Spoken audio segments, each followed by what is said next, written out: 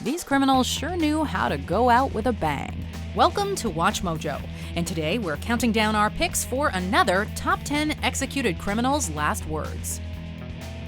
Before we begin, we publish new content every day, so be sure to subscribe to our channel and ring the bell to get notified about our latest videos. For this list, we'll be looking at final statements made by men and women on death row that were memorable, disturbing, or, well, gruesomely funny in their own special way. Not all of these last words can be 100% confirmed, so we're referring to what's been popularly, or most often attributed to the criminals in question, by news sources and the media. If this doesn't satisfy your morbid curiosity, be sure to check out our original list of the top 10 executed criminals' last words as well. Rupert Ames, do you have anything you want to say? Number 10. Shoot straight. Harry Breaker Harbored Morant. Born in 1864, Breaker Morant served as an Anglo-Australian military officer. After fighting in the Anglo-Boer War, Morant was eventually court-martialed for war crimes. This sort of prosecution was unheard of at the time, but having committed the revenge killings of prisoners of war and innocent civilians, he was convicted of murder in 1902. And Morant's no-nonsense final choice of words likely elicited a small chuckle or smirk from those on the firing squad with a dark sense of humor. Quote, "Shoot straight, you bastards. Don't make a mess of it."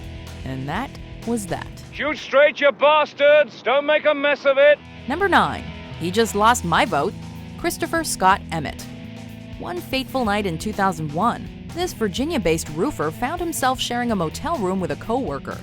After grilling and playing cards together, Emmett bludgeoned the man to death and stole his wallet to buy crack cocaine.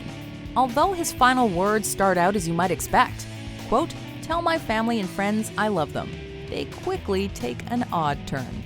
Emmett managed to sneak in a jab at the government and make light of his fate before the lethal injection did him in. Quote, "Tell the governor he just lost my vote. Y'all hurry this along. I'm dying to get out of here." Number 8. I'd rather be fishing. Jimmy L. Glass. Here's yet another criminal with a seriously morbid funny streak. In 1982, Glass was serving a sentence in a Louisiana jail when he escaped with a fellow inmate. While on the run, they murdered a husband and wife, and were soon after sentenced to death by electric chair. Glass gained national attention when he petitioned the U.S. Supreme Court, claiming the chair was cruel and unusual punishment. But his plea was eventually shot down by a vote of 5-4. What followed was a set of final words that would fit better on a coffee mug. Quote, "I'd rather be fishing." Number 7. Keep the faith. Richard Zeitvogel. Similar to Glass, Zeitvogel was already serving time when he committed the crime that earned him the death penalty. Unlike Glass, however, he never left prison to commit it. Zeitvogel was arrested for robbery and rape in 1974. 10 years later, he made the decision to murder his cellmate, with prosecutors contending that Zeitvogel had done this because he wanted to be on death row with fellow inmate Frank Guinan. As shocking and deranged as this sequence of events was, his zen and laid-back final words are even more baffling. Sounding like he was on his way to a rock concert and not his execution, Zeitvogel said, quote, "Keep the faith and rock on." Number 6. I just want everyone to know, Edward Anthony Ellis. After being fired from his job as a maintenance worker in an apartment building, Ellis was convicted of strangling and killing 74-year-old resident Bertie Eakins in 1983, with eyewitness accounts and fingerprints corroborating his involvement in her murder. In the days before his execution, Ellis's lawyer produced a confession letter allegedly written by another individual. At the time, Texas had the highest number of capital punishments in any state, and this new evidence did little to sway the court. Unsurprisingly, Ellis was unhappy with the verdict and made those sentiments known with his final words. Quote, "I just want everyone to know that the prosecutor and Bill Scott are sorry sons of bitches." Number 5. This is not an execution. Bennie Demps. In 1976, Demps was 5 years into a double life sentence for a double homicide in Lake County, Florida. An alleged snitch was discovered by Demps and a fellow inmate, and they stabbed him to death with a homemade knife. Unlike some others on this list, there was nothing humorous about Demps' final words, which generated much controversy. Quote, "They butchered me back there. I was in a lot of pain. They cut me in the groin. They cut me in the leg. I was bleeding profusely. This is not an execution. It is murder."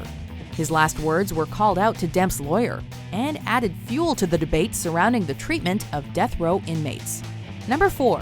I think that the governor's phone is broke. Jeffrey David Matthews. Matthews was yet another criminal who landed on death row for some truly horrifying acts. Along with accomplice Tracy Dyer, Matthews robbed his great-aunt and uncle, resulting in both an attempted murder and a murder respectively.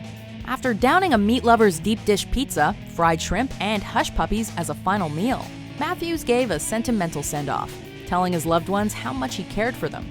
Having already received 3 stays of execution courtesy of Governor Brad Henry, he went out with a humorous nod to the man, saying, quote, "I think that the governor's phone is broke. He hadn't called yet." Number 3. My trial attorney, George Bernard Harris. It all started with a run of good luck at the casino. Harris won a considerable sum of money at the craps table on a winter's day in 1989 and decided that purchasing 2 machine guns, an Uzi and a .45 caliber Thompson automatic, would be a wise investment. To no one's surprise, it wasn't, and a heated argument with the friend tasked with hiding the guns resulted in Harris murdering said friend. He was arrested just days later for armed robbery and subsequently convicted of murder and sentenced to death. Harris's last words were brash, startling, and memorable to say the least. Quote, "Somebody needs to kill my trial attorney." Number 2. Hoka Hay, Clarence Ray Allen. Allen's story is perhaps the darkest on our list. Beginning in 1974, he robbed a local market with his son. They pulled off the job successfully, but then the son's 17-year-old girlfriend snitched on them. Allen subsequently ordered a hit on her, resulting in a life sentence in prison. While behind bars, Allen solicited help from a soon-to-be-released inmate to murder 8 prosecution witnesses to help ensure a shorter term when his case was appealed. It's clear how unhinged Clarence Ray was, and this second hit resulted in 3 more murders. In the minutes preceding lethal injection, Allen proclaimed, quote, "Hoka Hay, it's a good day to die." Hoka Hay, used by the Western Sioux Indians, means hurry, hurry. Before we unveil our number 1 pick, here are some honorable mentions.